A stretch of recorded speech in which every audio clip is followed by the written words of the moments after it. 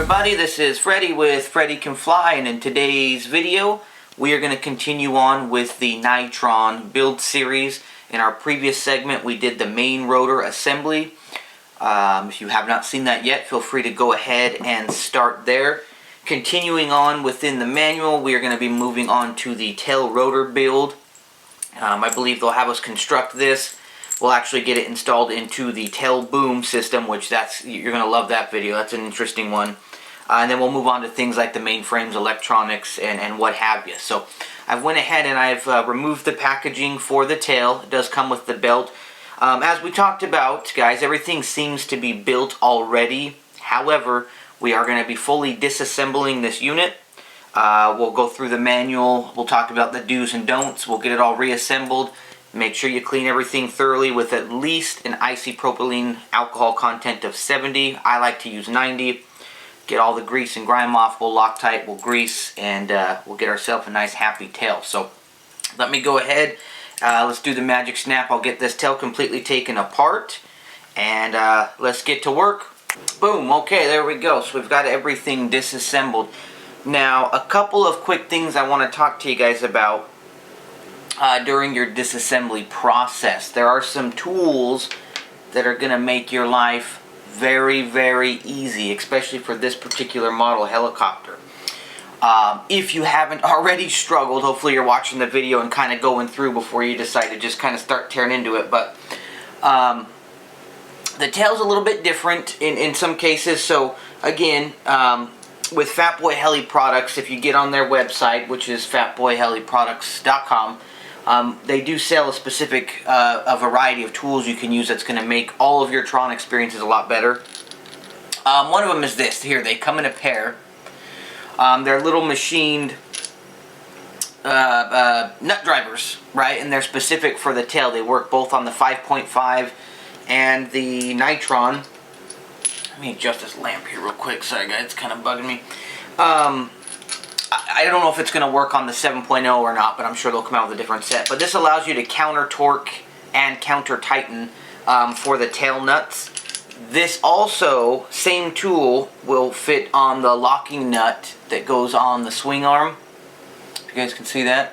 So this will actually fit on that as well. So it serves two different purposes in that manner. So you're going to want something like this. If not, just get a same set of the nut drivers. Okay, so that's going to really, really help in disassembly. One thing here that I really enjoy, also again available on the Fatboy website, it's like a little bearing press tool. It's for installing and removing bearings. Now that may not seem like it's that necessary, but I had an issue where I was able to get all of the internals of my tail out, but the inner race of the thrust bearing, I couldn't get it out. That bad boy was jammed in there. So all I did was come from the back side with this little bearing press. Sorry, I keep stumbling my words here. But this bearing popped out relatively easy. And then so I was basically able to just come in from this side, and it's a little step down tool which works really well. So I was able to just put it in there until I found the right one, and then it just boom, it pops. Pop the bearing, the inner race, the thrust bearing right out of there.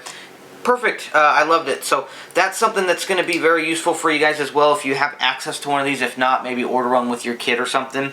And this can be used in the main grips as well, and basically any other helicopter out there. So this is a very nice tool to have. Make sure you get one of those. One thing you'll also need, just as a spare, in case you don't have the right nut drivers, again, available on the Fatboy website. Just it's a little 4-way hex wrench that I use. It comes in handy in almost anything. Oh, this is a good one here. I had this laying around, but it's a feathering shaft tool. This is an align one, but basically they're just one-way bearings. The tail shaft on this one is, does it tell me dimensions on here? No, it just gives me a 450. So, but this fit in there because basically you're going to be able to counter torque one nut, and then when you have to slide this whole shaft out, it's kind of hard to get the other one off. So if you get it into a one-way bearing tool, boom, pops it right off. So again, guys, that made tail disassembly so much easier. I used a 1.5, 2.0, and a 2.5 hex wrench, or I'm sorry, hex drivers So those are the 3 sizes you'll need. This tail is very simple but kind of complex at the same time. So, and then just a handy dandy set of balling pliers. I will give you guys a quick tip, okay? Hopefully you haven't disassembled the tail yet at this point, because if so, you've probably already ran into this. But getting the tail slider, right? It uses like ball link connectors. A lot of helis are doing that these days. And it's kind of, you can't get this off, guys, unless you undo the bolts on your grips first, right? So you're going to come in with your nut drivers, undo the nuts, and then what's going to happen is you'll take your ball link plier and you'll set it on the connection point there, and then as you pinch, just slowly pull the grip off, and it pops right off, guys. It's butter. It's very, very simple and very easy to do. And that's basically it. That's all we need. So you'll see we've got everything broken down here. We're going to do kind of the same thing on the main rotor, right? Rinse and repeat. We're going to make sure everything's completely cleaned with our alcohol. We're going to make sure we grease, white lithium grease, all of our needed moving parts, or our thrust bearings and what have you. And then let's begin the reassembly process. The tail shaft assembly. Mine was a little stubborn getting out. I noticed I had just the littlest burr on this little back notch. Not a big deal. I literally just took a little bit of sanding paper and just gave it a quick sand, and now it's perfect. It's just a small machine defect, but it's you know, it happens. But you do have your dampening rubbers here in the end. We're going to want to make sure we apply a little bit of grease on those during our reassembly as well, okay? And at this point in time, if your kit came or you purchased separately a different pinion for the tail, now's a good time to swap those. Mine's got the 19 tooth, which is stock. I don't know if you can see the 19 on there. It's a little dark in here, but 19 tooth, which is the stock one. I believe they, again, have a different variety of pinions based on what RPMs and whatnot you're going to use. So, let's jump over real quick to the manual, and let's kind of take a look at the tail assembly. Same thing, guys, as the previous segment, right? Anything labeled with the blue square is going to need Loctited. Things that are already pre-assembled at the factory, I'll be sure to let you know. But so we're breaking it down to the basics here. These are already pre-installed. You don't got to worry about those. These 2 screws here, these little teeny tiny guys, these are going to be what the 1.5 hex tool is for. Mine were not Loctited, so make sure you clean them, Loctite them. This guy over here, which you have to actually feed your tool in through right here to access the 2 bolts. They were not Loctited. Make sure you do those. And then note the proper orientation for the swing arm, or the bell mixing arm, whichever terminology you wish to use. Make sure that's in there correctly. Snug everything down. Let's move on. This piece here I find to be very interesting, because the installation you got to kind of figure out the process for. Of course, you'll lock down the ball. Make sure all that's assembled correctly. But these little guys here, the tail pitch arm, or it actually doesn't label those, do they? Yeah, so they're just little step down bolts. Do not Loctite those at this time, and actually for most intensive purposes you can just leave those off or just extremely loose, because once we put the tail assembly together, those have to kind of fit over the center slider. Then you can kind of fasten them down. So just leave these guys just finger tight or just loose for now. Don't Loctite them yet. Trust me, it makes your life so much easier. Moving forward. So now it's going to have you install the arm. My best practice for doing this is I will apply the Loctite onto the bolt and then go ahead and feed it through. Once the bolt is snug enough, then I'll come through with the nut. And I believe, let me triple check on this real quick. It looks to be a nylon locking nut as well. So you don't need to reapply Loctite on the exposed end. So Loctite here, thread it, and then just go ahead and put your nylon locking nut on there. Take in mind you're going to have to countersink them as well. So you'll have to hold your tool here while it's tight, and then go ahead and thread this on. Don't wrench it down, guys. You don't have to. You don't want to smash the bearings or anything, but just make it tight enough that it's safe for operation, but easily maintained later on in the event that you need to. In the picture, it does show these kind of all the way down. Again, leave these raised up. It's going to make life a little bit easier for you. Moving on. Pretty simple, pretty basic, guys. Make sure you add a little bit of grease in here. Slide in the shaft. Make sure you clean the ends. Make sure there's no grease on the ends, because, again, that can adhere with the locking. Now, again, that's going to have nylon locking nuts on the ends of the spindle. I'm going to kind of go against what I usually say, because I'm still going to add Loctite on there just to make it super secure. And maybe a bit overkill, but I'd rather be safe than extremely sorry. So I'm going to go ahead and apply Loctite, even though these have the locking nut on there. Pretty easy.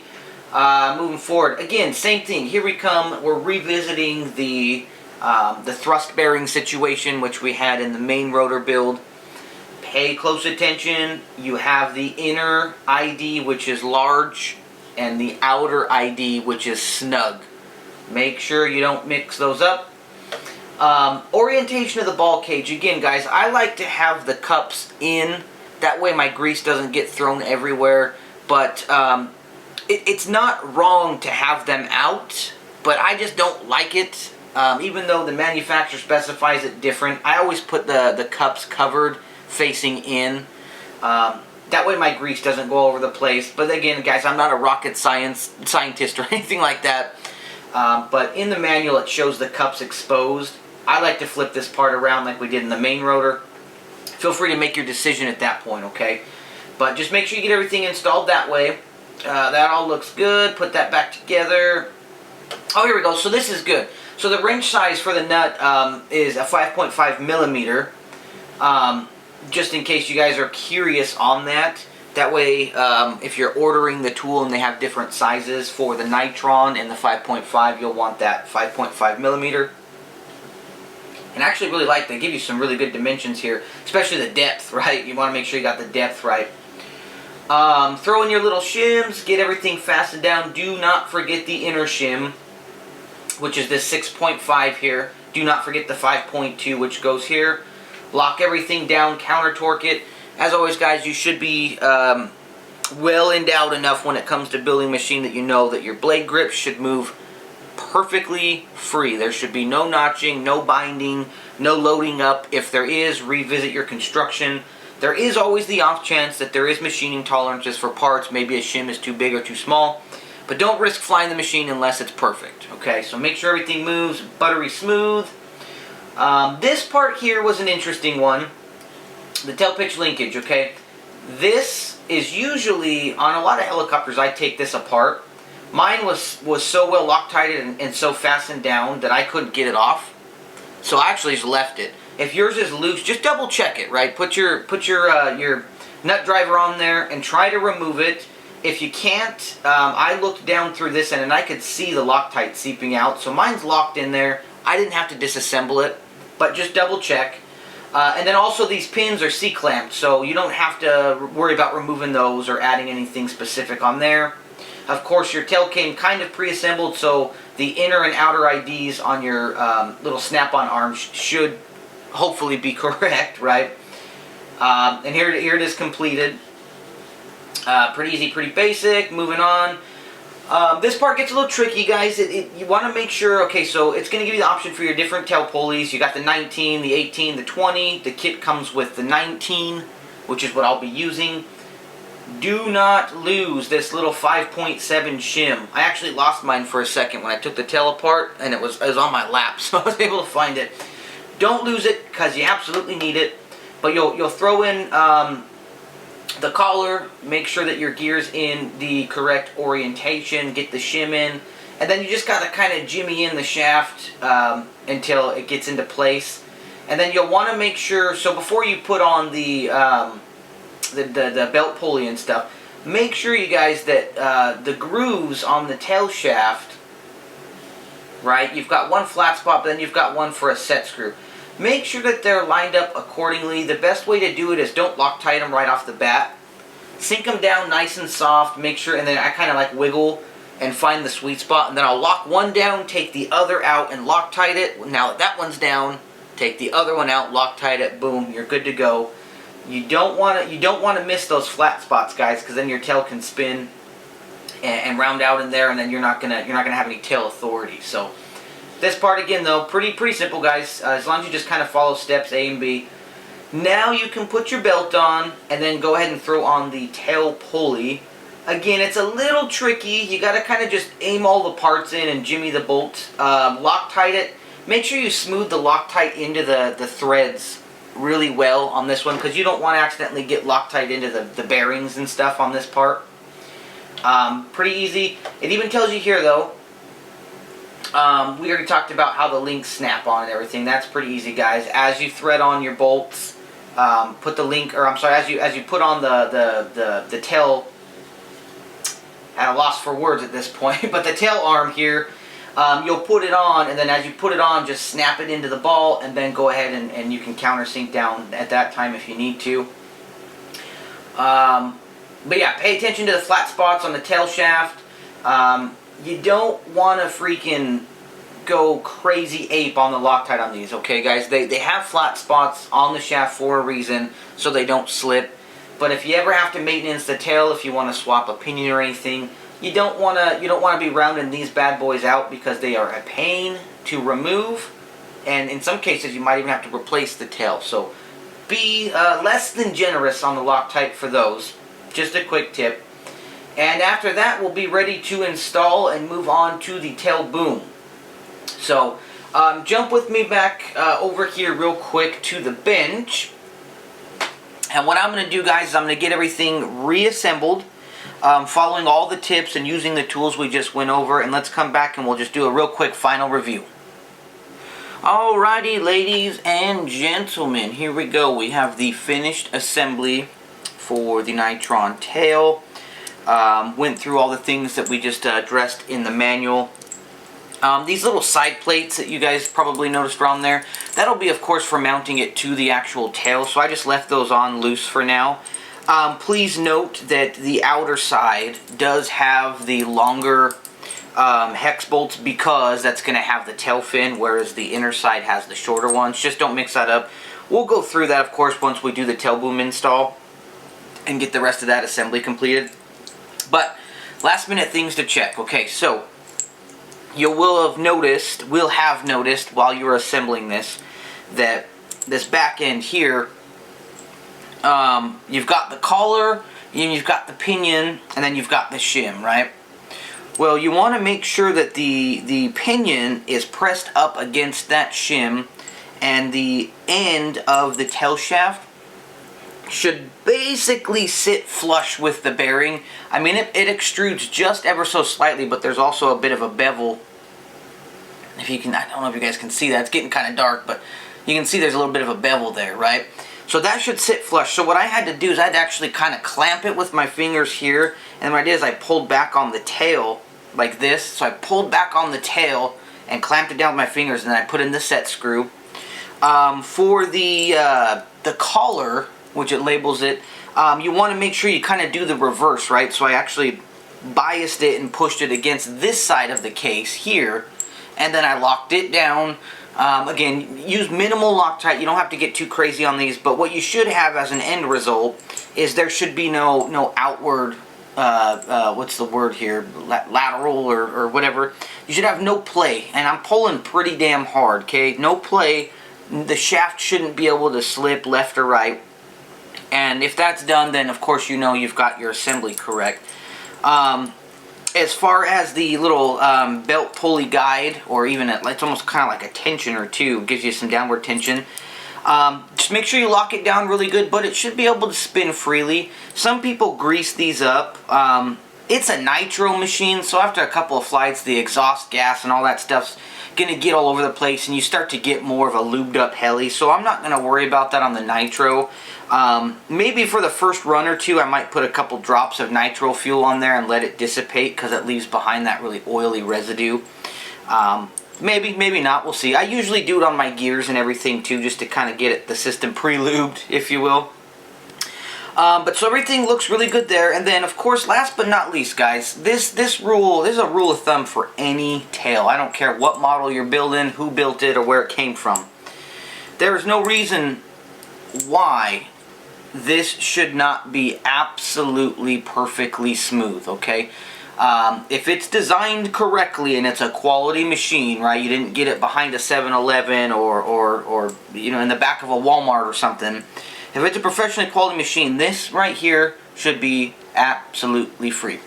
When you see machines with perfectly running tails, yes, there's a lot of electronical components involved, your gain settings, your tail mechanics and whatnot, but a lot of it I see comes right down to this. If you can't put your finger on that slider and move it as though it's gliding across the smoothest surface humanly possible, right? No resistance, no notching, no binding. I mean, it's just free as it can be. If it is not, don't just say, yeah, whatever, and then go out and fly it and then complain about all the issues you have. Revisit your setup. Maybe you got a shim that's out of place or something that's not right, okay? But I've built quite a few of these things and I've yet to find any issues with my tail. But yeah, sit here and work it in for a while. Like we talked about, these little bolts that go into the guide for the center slider, I ever so slightly applied Loctite and then I fastened them in, but making sure that this little plastic part here in the center can spin freely. That's kind of a big one. I've seen some helis where these came a bit long and they actually dug into it, and so it took some flights to wear out the part, but during those flights it was notchy and wasn't feeling good. So you guys can see, I mean, legitimately perfect. These guys designed a pretty spectacular tail. I'm very happy with it. It's got a way cool rugged look to it. It doesn't have that full encased look like a lot of them have. I love the exposed belt and pulley and all that stuff. So anyways, guys, that's going to be the tail build for the NiTron. Make sure everything is as needs to be. And in the next video, we're going to go ahead and we're going to do the tail boom assembly. It's very unique and you guys are going to have a good time doing it. You're going to learn a little bit of patience while doing this next video, but once you do it once or twice, you got it down for good. So if you want to wrap your belt up for now and set this assembly to the side, feel free to do so. At this point in time, we've successfully done the main rotor and the tail, so now we can start to move into all the other goodies. As always, guys, thank you so much for watching. Feel free to comment or subscribe, and remember, my good friends, if Freddy can fly, so can you.